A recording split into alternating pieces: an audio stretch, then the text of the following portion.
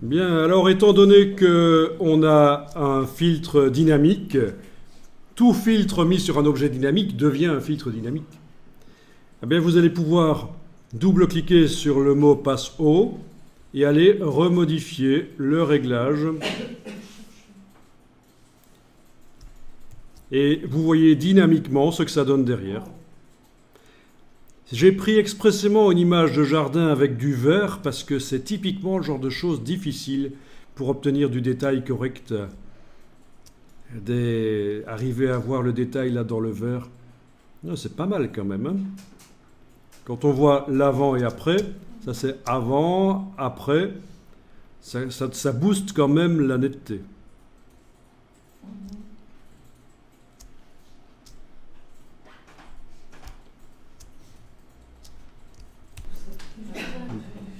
Bien.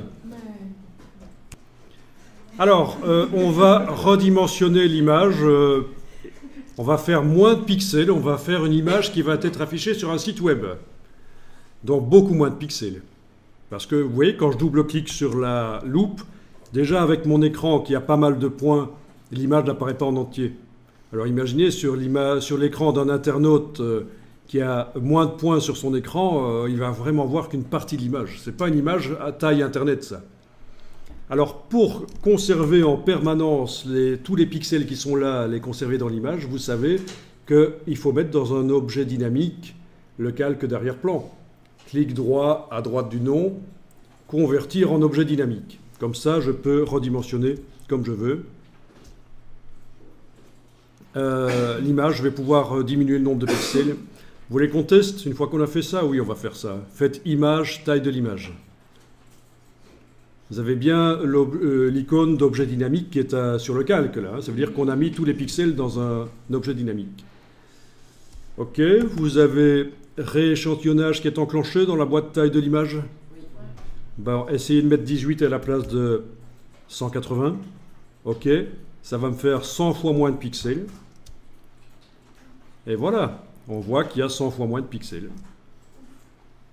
Mais si maintenant je retourne dans image, taille de l'image et que je mets 180 à nouveau, eh bien ça ne va pas, contrairement à ce qu'on me montre là, faire un truc foireux de peu de pixels agrandis. En réalité, tous les pixels de l'image qui sont dans l'objet dynamique réapparaissent. C'est l'intérêt de mettre dans un objet dynamique. Je peux modifier la taille de l'image tant que je veux. Alors, tout ceci peut être fait de manière automatisée avec un script. Si vous avez une centaine d'images à retoucher, vous n'allez pas dupliquer vous-même le calque, le transformer en objet dynamique, celui du dessus, mettre le filtre passe haut, transformer le calque du bas en objet dynamique. Tout ça peut être fait avec un script qui va travailler pour vous tout seul. En 5 minutes, les centaines d'images vont être transformées et dès que vous les ouvrez, vous avez déjà les calques. Il n'y a qu'à double-cliquer sur passe haut et régler. D'accord? Donc ça, c'est quelque chose qu'on verra, il faut le savoir, il faut automatiser Photoshop pour les tâches répétitives et ennuyeuses. Alors, ici, vous allez passer en mode fenêtre, touche F, il faut arriver à voir, ceci dit, oui, il faut arriver à voir d'une manière ou d'une autre le pourcentage. Vous le voyez, le pourcentage sur la barre de titre? Le pourcentage de zoom?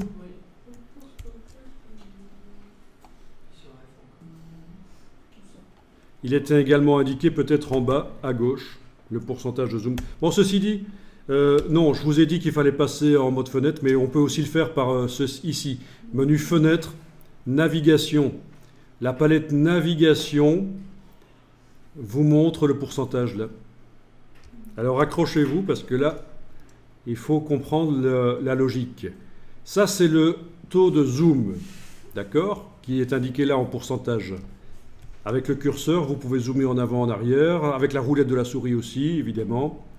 Donc, la palette navigation vous montre le taux de zoom sur l'image. Vous l'avez, la palette navigation? Oui. Alors, ce que vous allez faire, c'est que vous allez maintenant zoomer de manière à montrer l'image telle que vous voulez qu'elle soit affichée sur le site web. Donc, vous choisissez ici la taille à laquelle vous voulez montrer l'image sur le site web. C'est ça l'astuce. Je vous laisse choisir. Moi, je vais la mettre à cette taille-là. Donc, si je visualise sur mon écran le site web, l'image doit s'afficher comme ça. Quel est le taux de zoom que j'ai dû mettre pour obtenir l'image à cette taille-là sur mon écran? Ben, je regarde ici. 30,12 dans mon cas. Eh bien, vous allez faire ceci. Vous allez soit noter quelque part cette valeur, soit la sélectionner et la copier.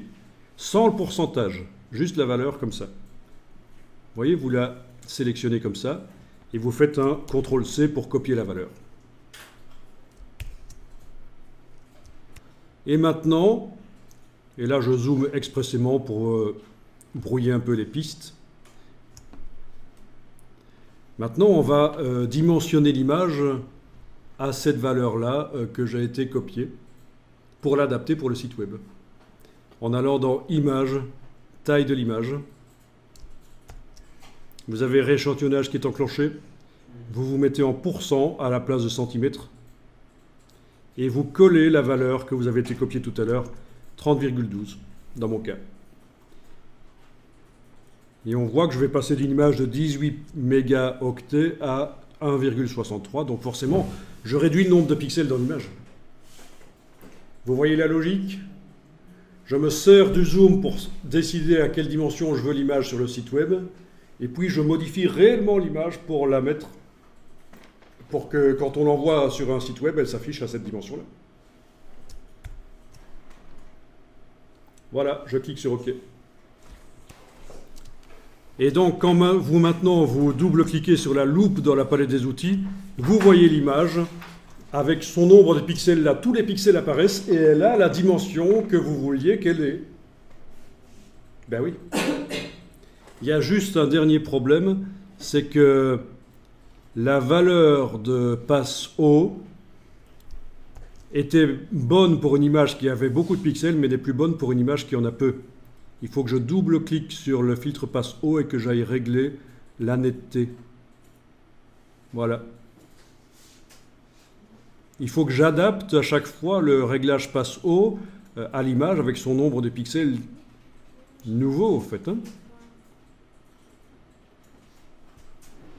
Et voilà comment vous aurez sur votre site web des images super nettes grâce au filtre passe haut.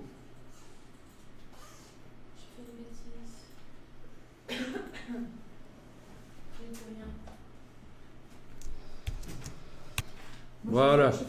Bon, bien sûr, là, on a joué que sur la netteté, tout ce qu'on a fait précédemment, le dodge and burn, le densité plus, densité moins dynamique, on aurait pu le faire aussi, les courbes sur la luminosité aussi. Vous voyez que pour vraiment avoir une image nickel, il faudrait accumuler toutes les techniques qu'on a vues cette fin d'après-midi. Et là, vous arriverez à faire des choses bien. Il y a encore des choses qu'on n'a pas vues, mais ce sera pour un autre jour.